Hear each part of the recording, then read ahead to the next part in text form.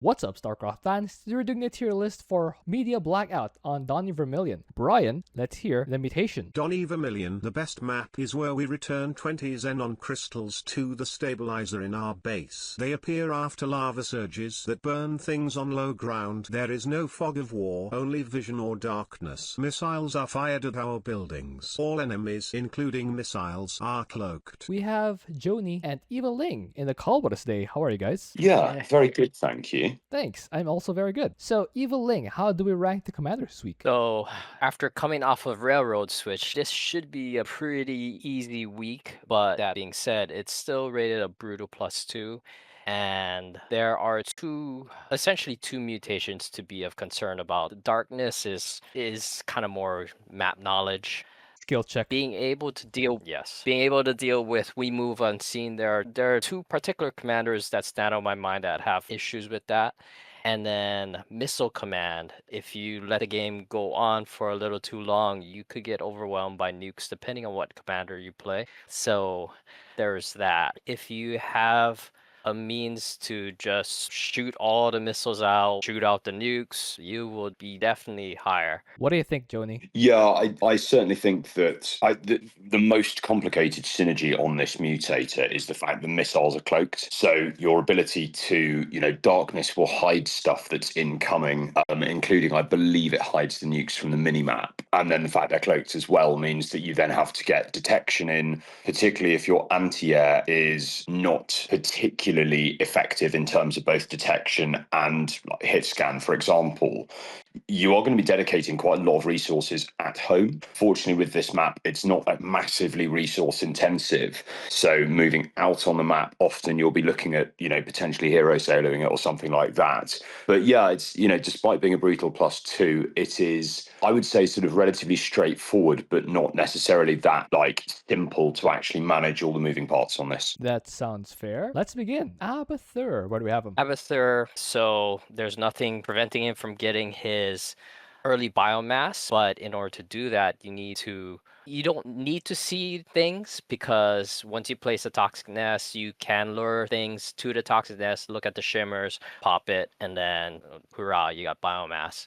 But usually when you lure for Abathur, you should start with a Spore Crawler. So that helps out that aspect. And also the Spore Crawler doubles in kind of taking out early missiles. So that works out. You shouldn't have too much issues starting up, getting your ultimate evolutions, getting up your swarm hosts, making sure the swarm host locusts have vision either through Spore Crawlers, through Overseers, things like that. And I just wanted to say, if you are not sure where those crystal spawns are, Starcraft2coop.com is your #1 resource for Starcraft 2 information, where if you click on, it shows you where potential spawn locations are. So if you're having problems, definitely use that resource through this. Okay. I have from A to B. A to B. What do you think, Joni? I love it. I think that Eviling should certainly get a sponsorship from SC2.com on that one. That was a great sponsorship read.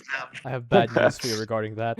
Disasters. But no, I mean, it's a really good resource, and this is one of those ones that simply knowing where stuff happens, or alternatively, just putting detection out on the map, is also a really great choice, particularly once you've done a bit of clearing. Abathur, the Zerg commander is not necessarily the best for that, but potentially just if you're not sure where stuff is, giving yourself a load of vision is not a bad way of countering that. Abathur in A tier myself. I think that in reality, toxic nests don't care if they can see stuff, and he's got relatively decent anti-air, particularly when you get his swarm hosts up. And the reality to it is, he shouldn't have too many more dramas other than presented by the mutator as per standard. So I had him in A tier. I think he works pretty well for this one. All right, both of you had him in A tier. Let's put Abathur in A tier. Prestige-wise, second one. E2. All right, Abathur A tier.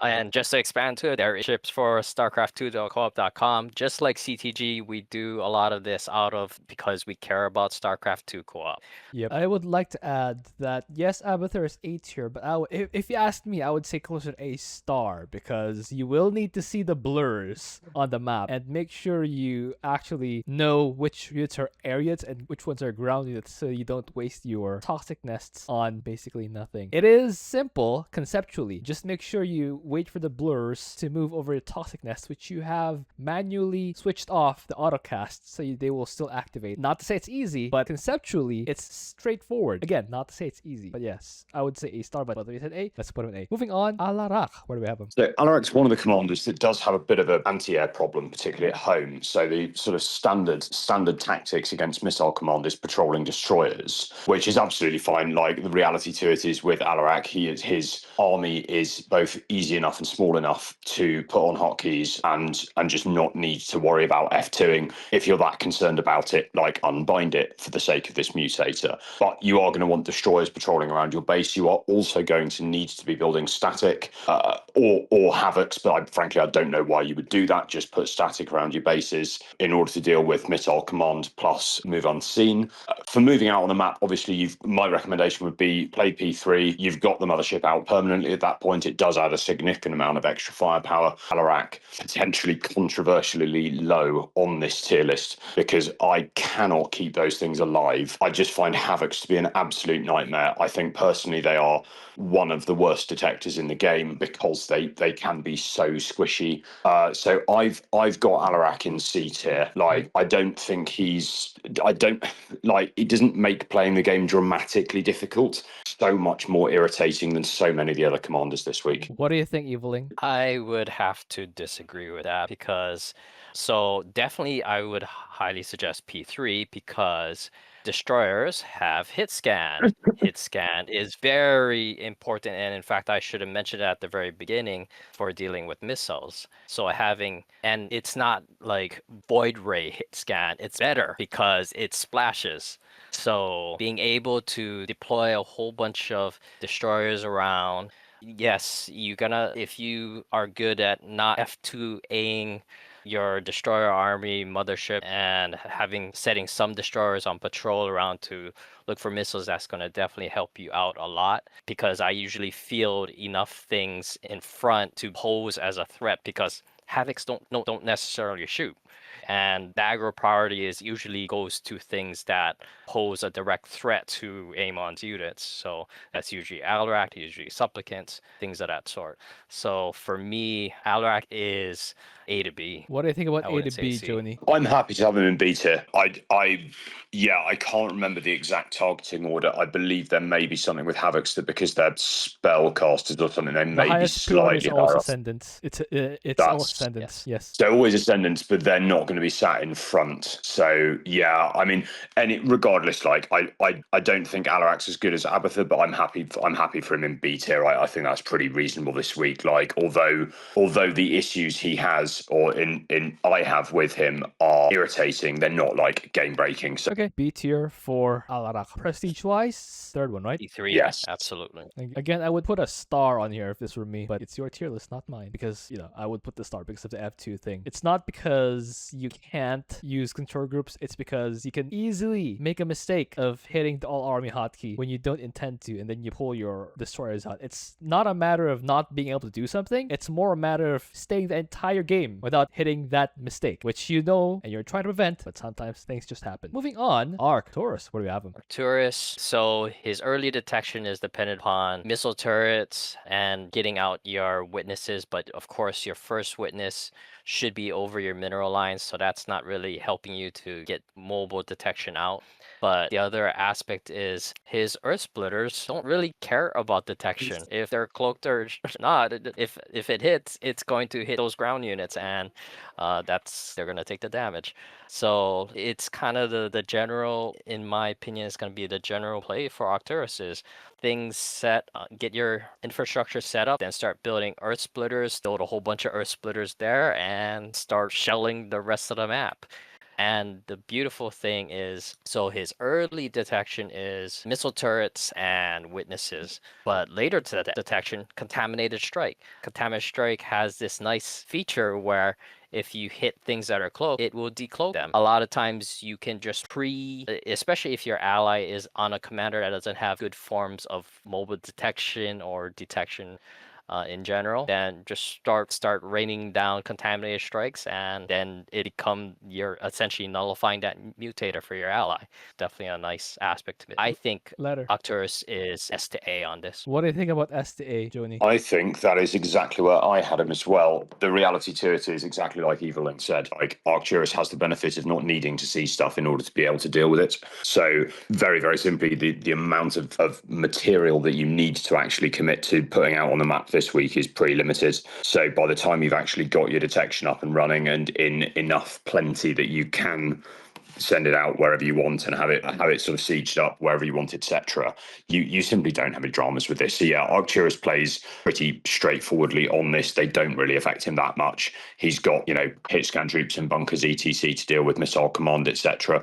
Put some turrets behind them if you're short. You will have detection sieged up above your mineral lines anyway. So the reality to it is that will do double duty there. So yeah, I've got Arcturus firmly in S tier. All right, both of you have an S tier. Let's put Arcturus in S tier. Both of you guys forgot to mention that Arcturus is Terran, and therefore his best early defense against the missiles is repair.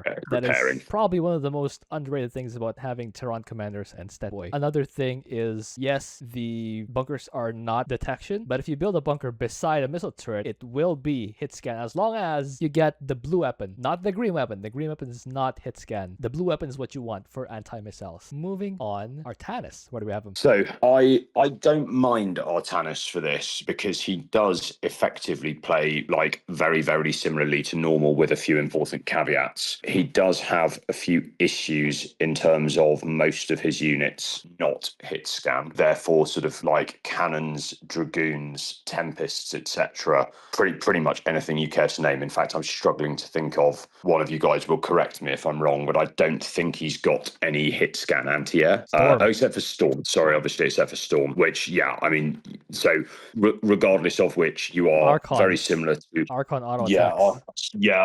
Archon auto attacks, fair one. I mean, if that's how you want to play the game, then that's fair play. But yeah, like the reality to it is, either way, you are likely to either want to like mass cannons, binding F2 again in all likelihood because he does play with a bit of a blob. The reality to it is, again, it's not a massively complex mutator. He is going to play similarly to normal. You're going to have detection with the army anyway, and at least he does have cloaked detection. I'm not a massive fan of Artanis on this one, but he's also pretty good. You can get a lot of mileage out of Space Archons on this map, I think, personally, because you can basically use them to take out an entire sort of island section in a Wanna. In this version of it, you just need to remember to have your detection sieged up. I've got him in B tier. B tier. What do you think, Eviling? So Artanis, what he has going for him is he can deploy power field and get an observer out in areas where if you need that spot detection.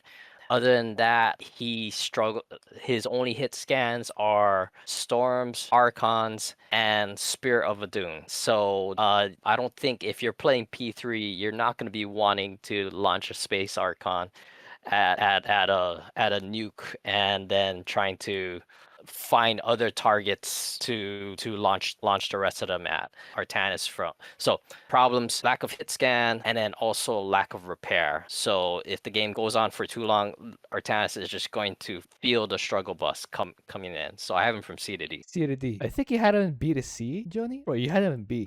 Yeah, I had him in B. I'm not against C tier, to be fair. I'm not against C tier for him. All right, let's put Artanis and C tier. Prestige-wise, are we going third one or not third one? I think so. I personally think that trying to knock missiles out of the air with orbital strike is a bit of overkill, if I'm being completely honest. So I would be saving them, and I'd frankly, although it still feels like a bit of a waste, I'd be inclined to use Storm where it's required. P3. Pick All your right. poison. It's Sorry, P3 is what I'd go for. All right, third prestige. Artanis, C tier. Dehaka, what do we have him? Dehaka has problems with early detection. When you get Dehaka out, if you want to do some early biomass or early essence farming, you get roar and you get jump. And therefore you can roar at where you see shimmers and it will put the little marker upon them. You know where to jump on and just keep on jumping on until dead. You can get essence.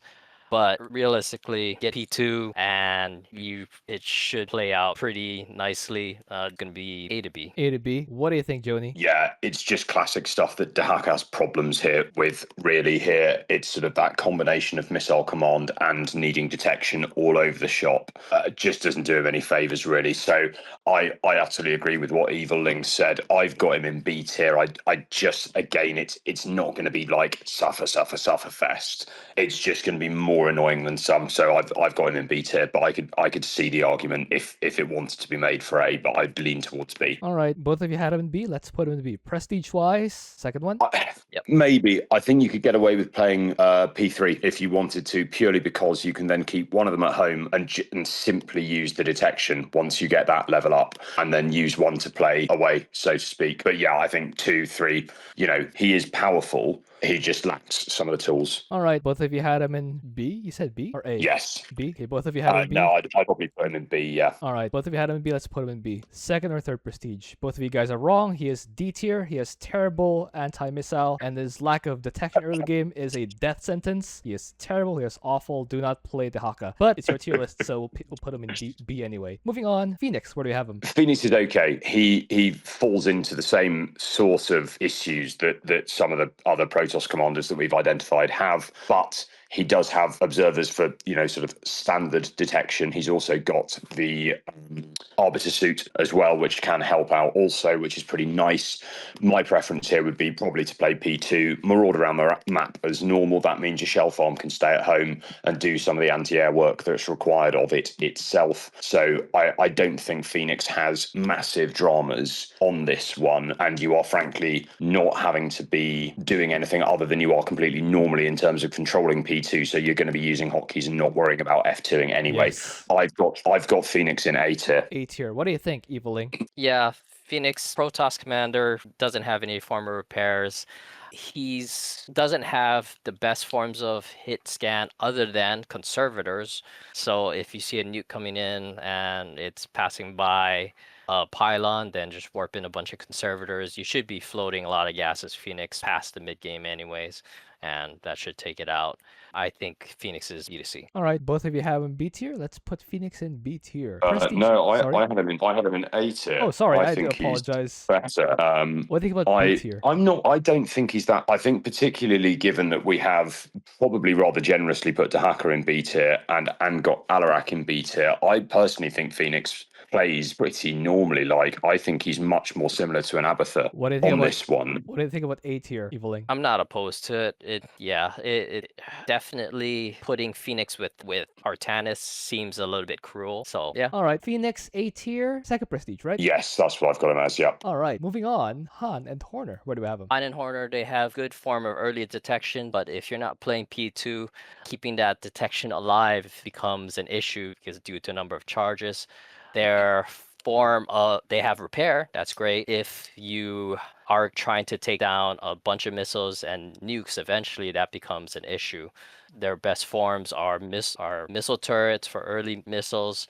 Then later on, Widow Mines, because of how the missile for the Widow Mine works, it will bypass the point defense drones, but there's so many things going around, so that's a problem for Widow Mines. If you're trying to take out a nuke, the most reliable way I found is your pair of DMOS Vikings, take off the wild missiles off autocast, and it's a little odd to target it, but just hit for the back of the nukes, and you should be able to hit the nuke with pretty good success.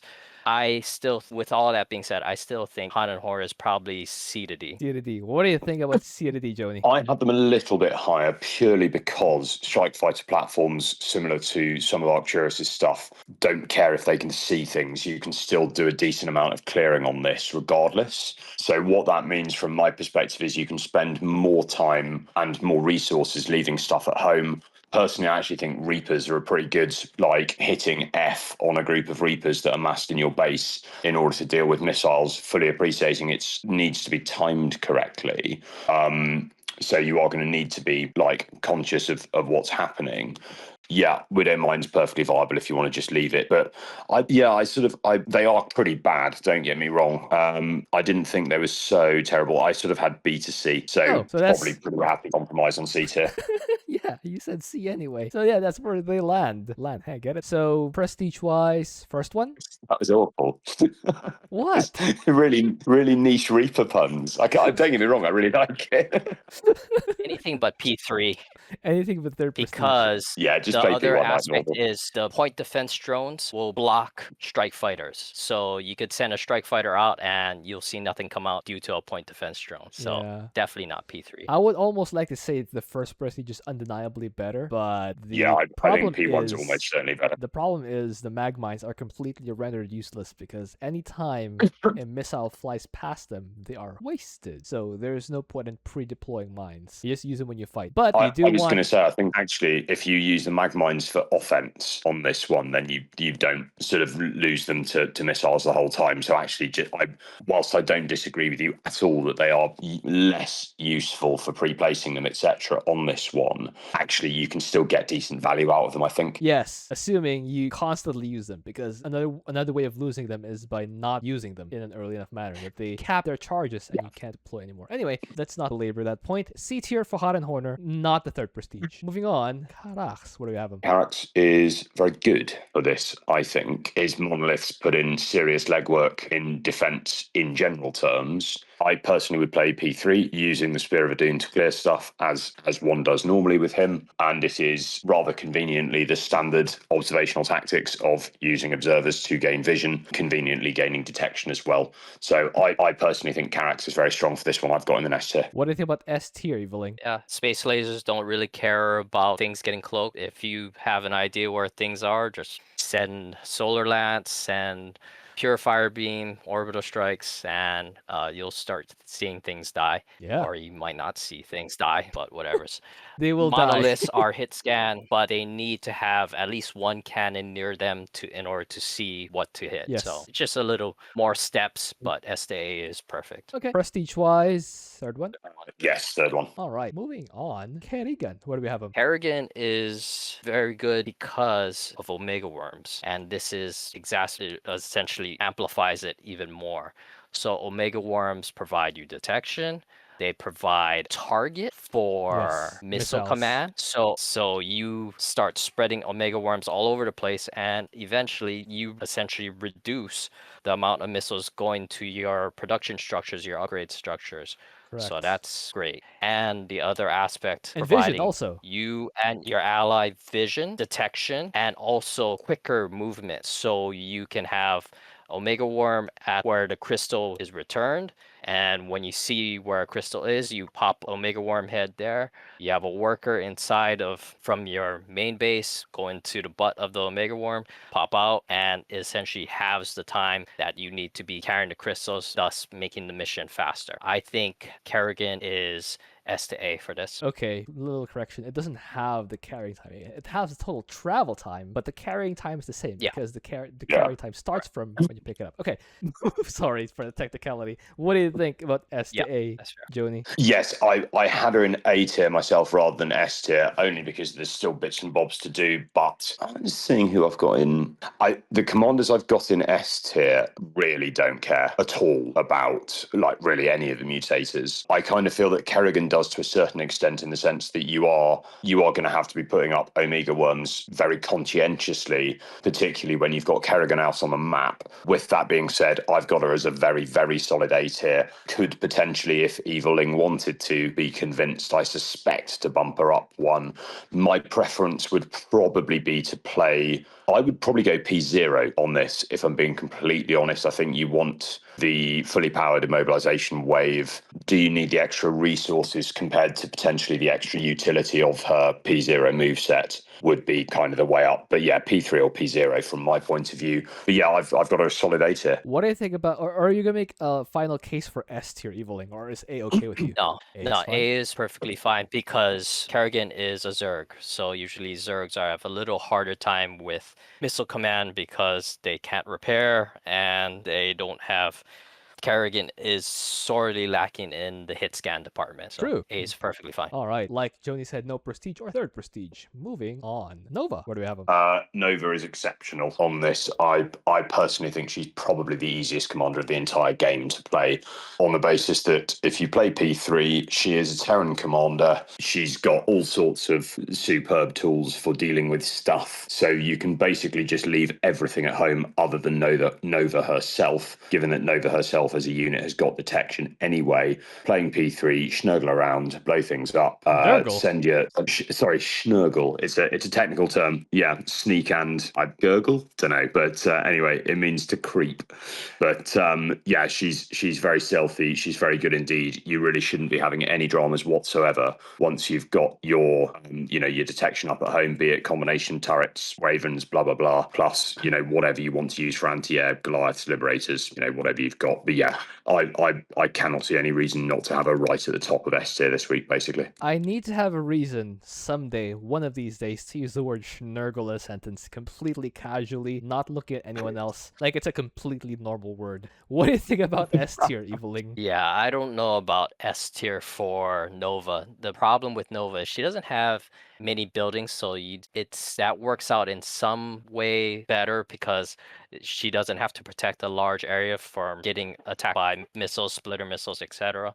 But still, yet you do have to worry about it. She can repair, that's great, but her options to dealing with nukes, the nuclear missiles from Missile Command, are either Marines, Ghost, or Nova herself. So, and Raven Seeker missiles. So it's not easy if you're F2ing your army. So to me, Menx and Karax seemed a little, especially Karax with Repair Beam, that's kind of a league ahead of where Nova is. I think A is more justified for Nova. Are you gonna make one last case for S tier, Joni, or is A fine for you? No, I'm absolutely going to make a solid case for S tier because she's definitely not A tier. I think yes, use Marines, use Ghosts, whatever. The reality to it is you shouldn't be going anywhere near your F2 button because you don't need to move your army when you're playing P3. The only unit you need to send out on the map is Nova. She play like literally Dead of deals Night. with everything. Yeah, exactly. Play like Dead of Night. So I don't see any reason at all. I mean, you're not even needing to move your units. You literally drop them in the middle of your base wherever they're needed next to your buildings. That's all you need to do with them. So I mean, like, this is one of those ones where aside from Nova herself, this is going to be a low APM challenge, like, which is my favorite, as everyone knows. What do you think, Eviling? Yeah, I can see that. Okay. I will concede to S for Nova. All right, Nova S tier, and once again, blonder than Kerrigan this week. Third prestige, there is no question. Raynor, where do we have him? Raynor has problems with detection, so he has no bomb detector. His early detection is missile turrets.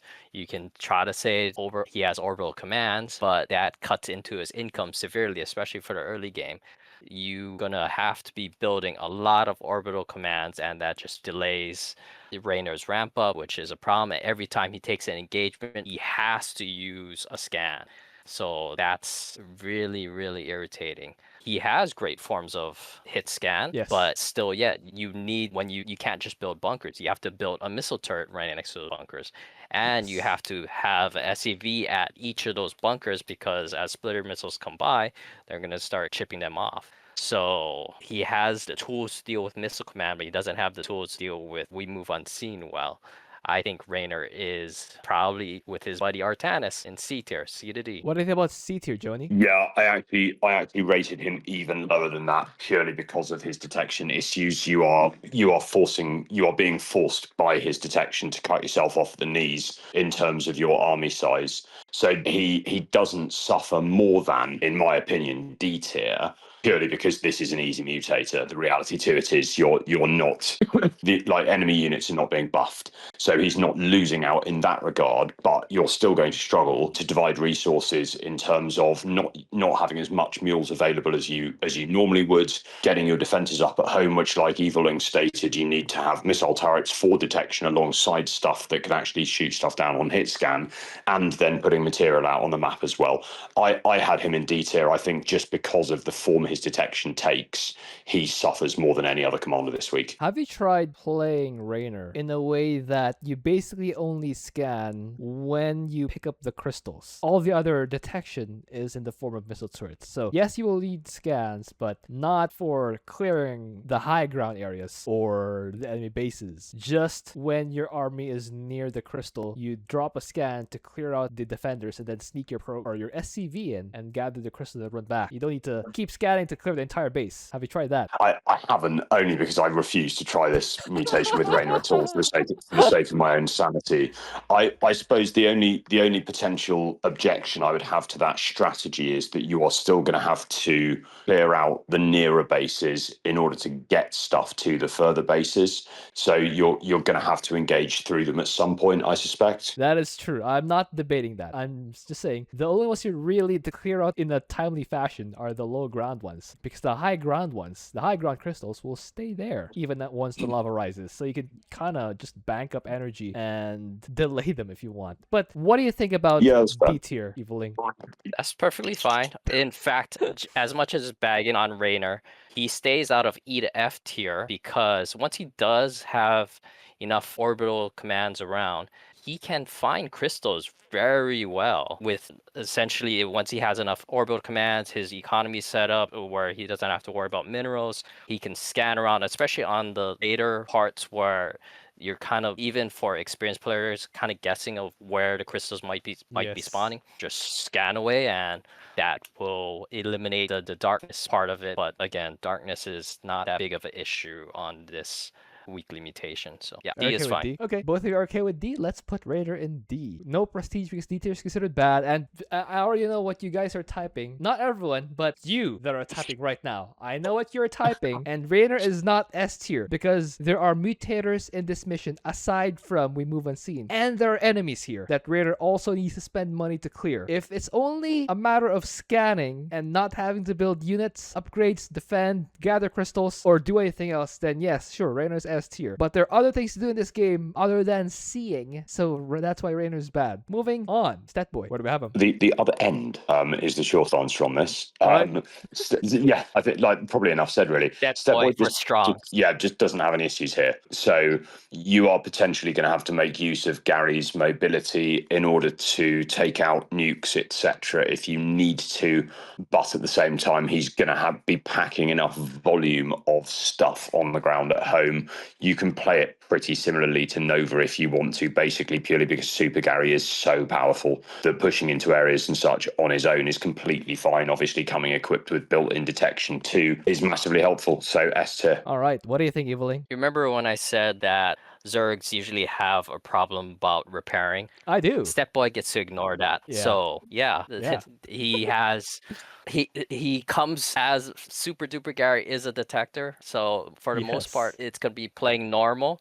When you have to deal with nukes, you can e-gorb the nuke and that's problem solved. Or if those are on cooldown, if you have mecha corruptors, their missile spread, cluster buster missiles will take care of nukes if you can aim it properly. Otherwise, just put a bunch of spore crawlers around and have a few drones to repair them, pad your kill count.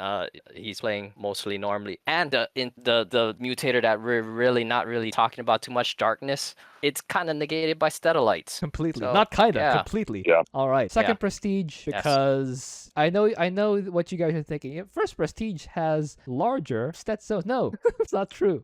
The only advantage the first prestige has is the satellites don't die. But I play second prestige, deploy a satellite over the lava. The lava literally does not target any satellites. It's weird, but it works that way. So no, even without prestige or second prestige, the satellites will stay there. They will still provide the stat zone, and you will be free to get vision, the same vision as you did if you maxed out your masteries on stat zone radius, which I don't think is that important here. To further expand on the P1 argument, against the P1 argument, do you guys really want to make overseers? Usually not. So yeah. Yeah, overseers suck. Yes, there's more than one mutator here. Anyway, we've belabored that point sufficiently. Stukov, where do we have him? Stukov send waves and waves of infested. Enemies get tied up with them. So even if infested can't see them, then you're still distracting the enemy. Then once you get an ocular But once you get your brood queens out, please get brood queens out. You Yes. can make overseers, but just get brood queens. They're good for you, and they're They're also good for your if you health. have an ally that's having problems with seeing, then like Raynor or Dehaka, they would definitely appreciate an ocular symbiote. They're good for the And economy. therefore They're good for the environment. you're playing co-op. Yes. I think Stukov is A to B. A to B. I can't wait to hear this one. What do you think, Joni, about Stukov? Yes, rather irritatingly, he, despite all of my irritation around it, he is rather good for this purely because, yeah, you've got a decent ramp, a serious bulk of units, and there is annoyingly very little that one can do to argue against it this week. You know, he actually does ramp at a pretty decent speed. What I will say is, definitely get those brood queens out because they are a seriously underutilized unit, mainly because without the mutators, you can just steamroll everything with P3 anyway. I still have serious issues, certainly to everyone in the solo queue who was playing Stukov P3 on Railroad Switch the other week. Just, what are you doing? Like, watch CTG's videos, please. But yeah, no, I think he's very good. I had him in A tier this week. I think he is pretty solid. All right, both of you had him in A tier. Let's put Stukov in A tier. Third prestige, right? Yes. Moving on. Moving on. Tychus. What do we have him? Oh, not Tychus. You were talking about Sirius earlier. Yes, seriously. Talking about him earlier. What do you think about Tychus? So Tychus, he's Terran, he has SCVs. You don't really want to be having SCVs repairing all the time because that's eating into your mineral economy. So Tychus is very mineral dependent. But with P2, you can spread your outlaws. You get a fixer safe house. You have all the outlaws that can do hit scan. The issue will be we move unseen, but again, fixer safe house, get the detection upgrade. Sirius has detection through his turrets. Tychus can throw a grenade and kill things without needing vision, so that's very nice. For the most part, if you're comfortable with playing with Nux, Vega, Sirius out on the map, clearing the map, then it's gonna play relatively normally, in my opinion. I think Tychus is S to A. What do you think about S tier? Yeah, I mean, I do agree with Evilling in the sense that I think if you play P2, you are playing comparatively normally, although I will caveat that by saying that is on the merit of the fact there is really only one way to play P2. I think that on the sort of other side of that, there is the nuisance complication of having to keep primarily Tychus at home because he doesn't have any detection. I don't think there's a worthwhile compromise. There's lots of moving around you can do of sticking Sirius turrets out and then pulling Sirius back, moving Tychus up ramps, etc. I think it's all unnecessary. Sirius on P2 is strong enough that he can take enemy positions on his own, leaving Tychus at home with, you know, the standard turrets that he's got, which are fine actually, and they are hit scan as well, which does help. I'm on the cusp this week. I've got him sort of S to A tier as well, and I was sort of wanting a more compelling argument other than he just plays pretty normally with a bit of shuffling around. But actually, the reality is he does, and he is still perfectly strong. So I think I'm probably happy to have him in S tier this week. It is not a difficult mutation. Sure. Both of you have an S tier. Let's put Tychus in S tier. And to be fair, the only commander in A tier I would rather be playing rather than Tychus is Kerrigan. Really good. The rest, I'd rather have one of the S tiers. So yeah, it does allude into that point of right being on the cusp. Moving on. Oh, second prestige. But I think there is an argument here for one of the non-second prestiges, just because you can stick your outlaws together. But the downside is you will need more stuff at home. So yeah, the upside of the second prestige is you can just stick one of the outlaws at home, and when you have your second expansion, you can even get the third outlaw, probably Crooked Sam, to defend that base, and then use Sirius to push. So that works out. Yeah. Moving on, Vorazun. Where do we have him? As one can probably imagine, in terms of my predilection for losing primarily Protoss detection, oracles are basically my worst nightmare. They are a complete nuisance to control. They're an absolute pain to keep alive, particularly bearing in mind that yes, you are going to want to use a fleet of Corsairs. Oracles are so much faster that unless you are basically either tacking them onto, like move commanding them onto a Corsair themselves, or independently controlling them so that enemy anti-air doesn't take them down straight away, you are going to suffer frustration from it. That combined with the fact that it does make things like Shadow Guard deployments slightly more irritating because you're having to deploy them under detection, basically, in order to get any value out of them. Obviously, time stop's good. We know that. We say that every week, and therefore playing P3 is still the way to go. I just think there's an element of frustration with playing Vorazun this week, which Corsairs will alleviate. You will need to play it in the same manner as Alarak. Got us somewhere between B and C. I'm sort of happy to leave it up to Eviling to decide which, but that's very much my views on that one. What do you think about B to C, Eviling? So I can tell you we're going to be converging on B. All right. Vorazun is good at hit scan, Corsairs, Void Rays, so she can deal with those missiles. Time stop is great because it essentially, for the duration of time stop, negates we move unseen. It decloaks everything. So, and then there's the whole aspect of you can just ignore enemy encampments by just time stopping, sneak a probe in, grab the crystal, and go out. And it's like, oh, Exactly. okay. Thanks, guys. See you Yeah, later. Bye. So, Normally, Ariots are yeah. a nuisance, but when you time stop and it's Ariots, you don't even need to fight them, just run the probe in. The problem with ground units guarding the crystal is the probe can't sneak through the ground units, but if it's Ariots, the probe can just literally walk under them. Oh my Donnie. But if it is ground units, when you time stop with P3, you have a erase whole them. bunch of Shadow Guard that cleared the way. And Very so true. that's not much of an issue either. Very true. So I would have Vorazun A to B, but as I said, it sounds like we're converging on B. All right, B tier for Vorazun. My only concern is the whole defense thing. But yeah, you can have Corsairs. But yeah, she kind of has the same thing as Alarak with just don't F2, guys, the entire game. Just don't press that button. No problem. Moving on. Oh wait, she has one prestige, the second one. Moving on, Zagara. Where do we have him? Zagara really dislikes missile command. Yes. We move unseen, not that big of a problem. Get your layer out, get your overseers going. But yeah, dealing with we move unseen, especially if you're playing P1, is going to be very irritating because your Missile scourges are command. just going to be chasing missiles. Yeah, you said we move unseen. Sorry, Actually, use- missile command. Yeah. Missile command, sorry, yes. So I think Zagara is not going to be. She's a Zerg commander, doesn't have too many forms of hit scan.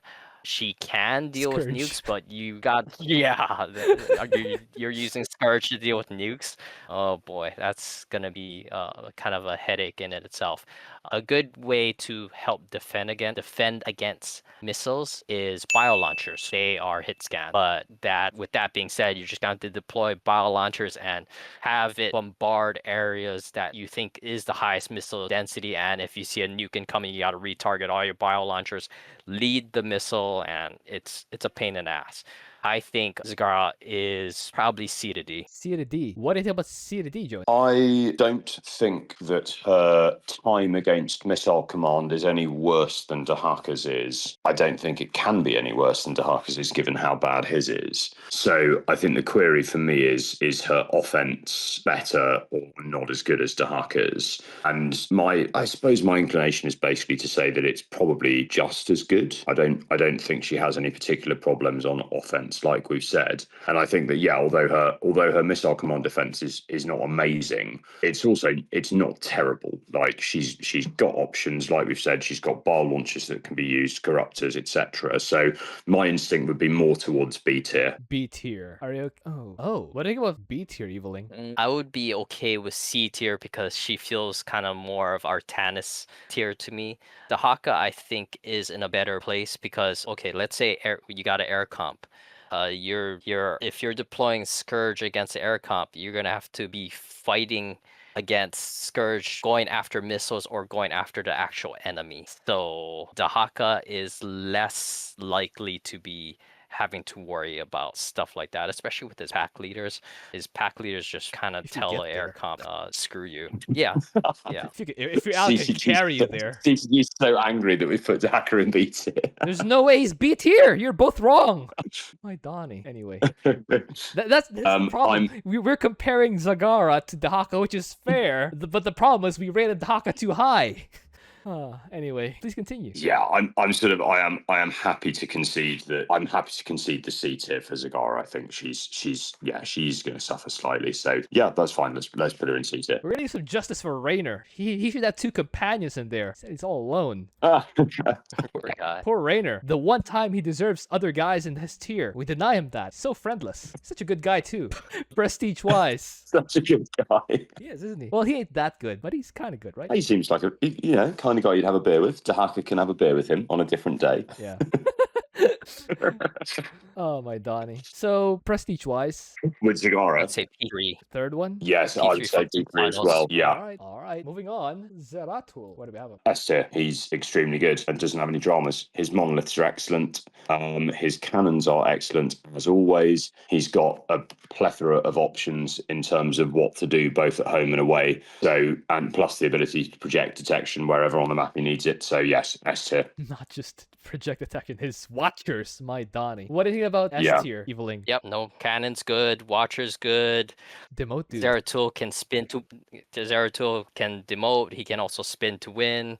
Yeah, no questions. S tier. All right, S tier for Zeratul. Prestige-wise, Well, interestingly, Eviling has just touched upon something that is very, very workable this week, although not both at the same time. Like, P2 is absolutely fine, but you can also get through this pretty quickly with P3, which I would suggest is definitely a very viable option this week. all right, second or third. Do we have a double S this week? I don't think so. Yeah, everyone will If there need is to a double react S, to- yeah, if there is. I think Stetmann would be the double S because of Statellite spread allow you to see where crystals can spawn if you spread Mm. in areas where they could I think the potentially very spawn. nature So, of We Move and Scene Yeah. and Missile Command necessitate you to play this mutation in a different way than you normally do. So that's why Yeah. I think nobody's at double S. That being said, who's top of S? Who's second in S? there you go. Who's second in S? I mean, I think I think Nova's being wildly underrated here. I think she's very strong this week. I actually agree with that. I think Nova is one of the better ones this week. Third, I think I would probably put Zeratul above Arcturus or just Yes. below Nova, and I'd probably in fact I think that's probably about right. I might swap Swan and Tychus personally, but that's a preference for Tychus. I would agree. Yeah, I think Tychus is last because we were talking about Tychus being on the cusp of S to A. Yeah, I'm okay with this. I'm okay with either. Yep. Who's who's second in A? Yeah, yes. Yep. Um, No, that's right. I think possibly Fenix. I think he's genuinely pretty decent this week. Then. As much as it pains me, probably Stukov's better than Abathur. I would say Abathur is better because he has mend. I'll find. You don't need to convince. You don't say no more. Stukov has wanted to- repair. Yes. Well, Stukov yes, has this hit is true. scan. Oh my Yeah. Donnie. I But think Stukov is better than Abathur, if I'm being completely honest. what do you think? Let's just Evelyn? dog on Stukov. Yeah, I'm okay with dogging on Stukov for no apparent reason. Yeah, exactly. In other Do words, it. if we're Fine. dogging us Stukov, we might as well.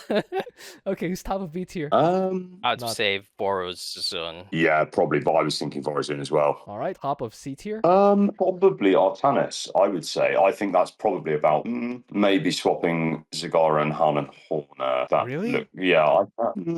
Okay. I sort of think I was finger in the airing it slightly, but I would opt for Han and Horner over Zagara for this week. Yeah, they have repair, Yeah. actually, yeah, that's true. and they don't waste their I'm- scourge I'm- on. They do waste their mag mines on missiles. so Yeah. it's kind of P1 can kind of negate that sort of. sort of. All right, so guys, hope you enjoyed that. Thank you for watching. If you have an idea for an also, please leave it in a comment. We'll see you guys next time. Seriously, guys, both of them seriously got Dehaka and Zagara wrong. It's more like this and this. All right, you will see this. We'll retain this out of respect for them. But if you ask me, it's more like this, something like that. Yeah. All right, see you next time.